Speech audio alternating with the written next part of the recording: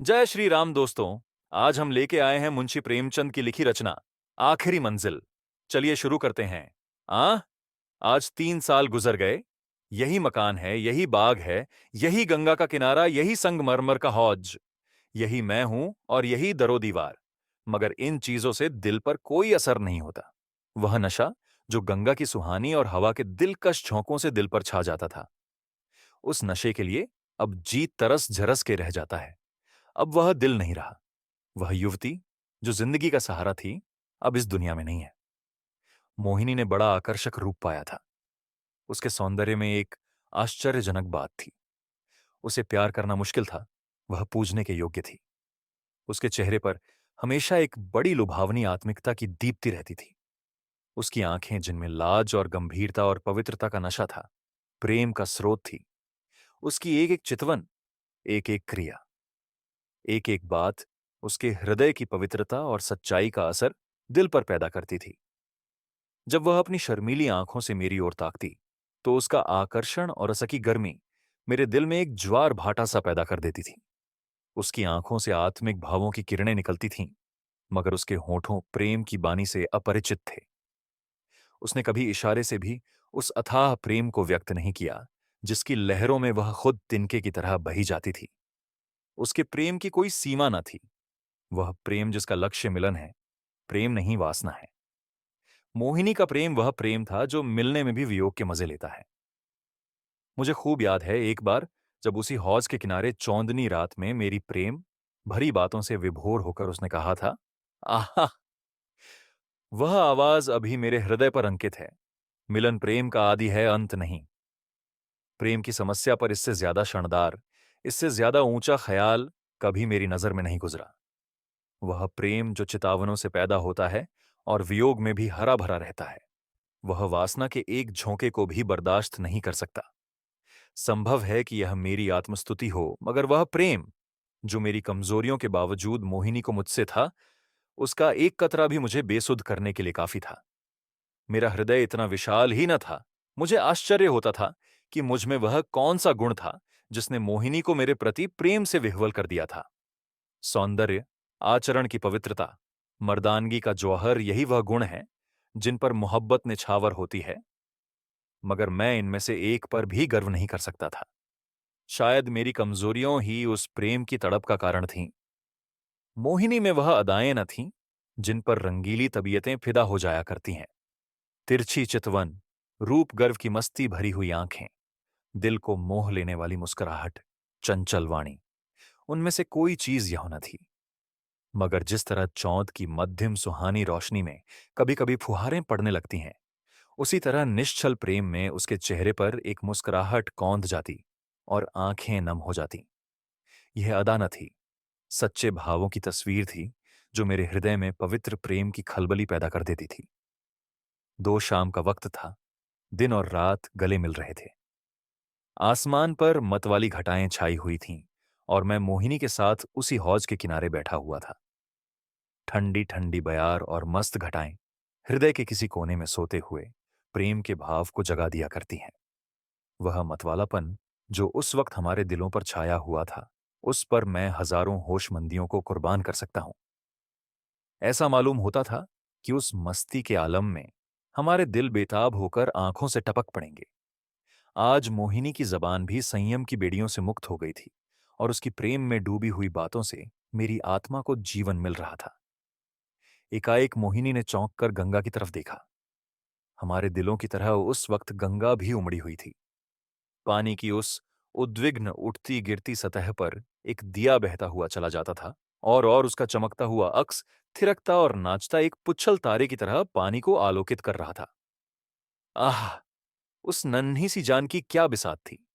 कागज के चंद पुर्जे, बांस की चंद तीलियां, मिट्टी का एक दिया कि जैसे किसी की अतृप्त लालसाओं की समाधि थी, जिस पर किसी दुख बंटाने वाले ने तरस खाकर एक दिया जला दिया था।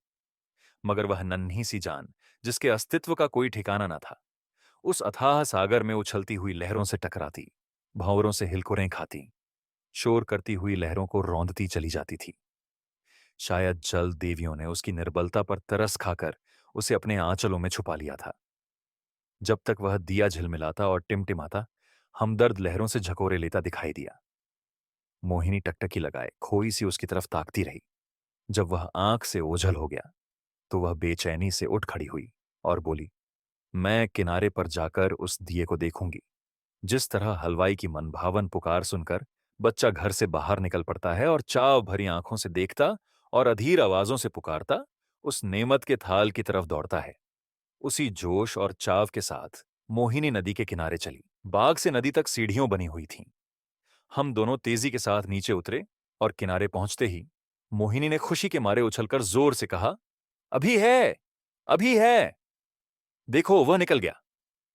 वह बच्चों का सा उत्साह और उद्विग्न अधीरता जो मोहिनी के चेहरे पर उस समय थी, मुझे कभी न भूलेगी। मेरे दिल में सवाल पैदा हुआ, उस दिए से ऐसा हार्दिक संबंध, ऐसी विह्वलता क्यों? मुझ जैसा कवित्व शून्य व्यक्ति उस पहेली को जरा भी न बूझ सका। मेरे हृदय में आशंकाएं पैदा हुईं। अंधेरी रात है, घटाएं उमड़ी हुईं, नदी बाढ़ पर, हवा तेज, यों इस वक्त ठहरना ठीक नहीं। मगर मोहिनी, वह चाव भरे भोलेपन की तस्वीर उसी दिए की तरफ आंखें लगाए चुपचाप खड़ी थी और वह उदास दिया ज्यों हिलता मचलता चला जाता था। ना जाने कहो किस देश।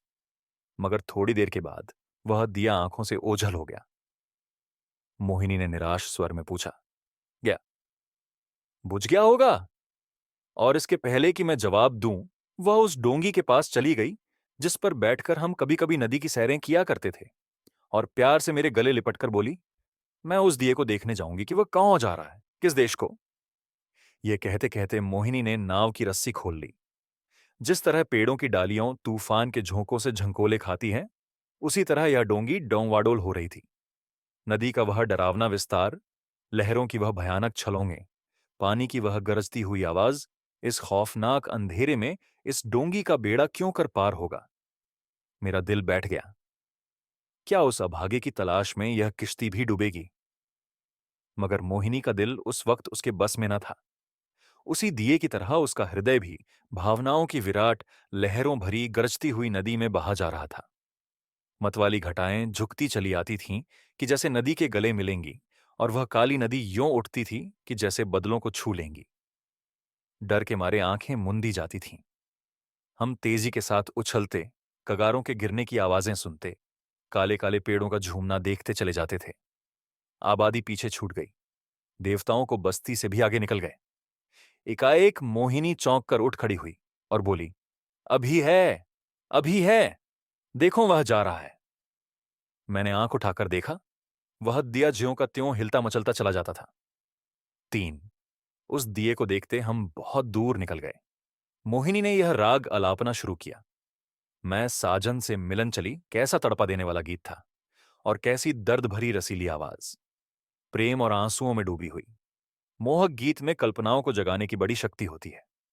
वह मनुष्य को भौतिक संसार से उठाकर कल्पनालोक में पहुंचा देता है। मेरे मन की आंखों में उस वक्त नदी की पुरशोर लहरें, नदी किनारे की झूमती हुई डालियों, सनसनाती हुई हवा, सब ने जैसे रूप धर लिया था और सब की सब तेजी से कदम उठाए चली जाती थी अपने साजन से मिलने के लिए।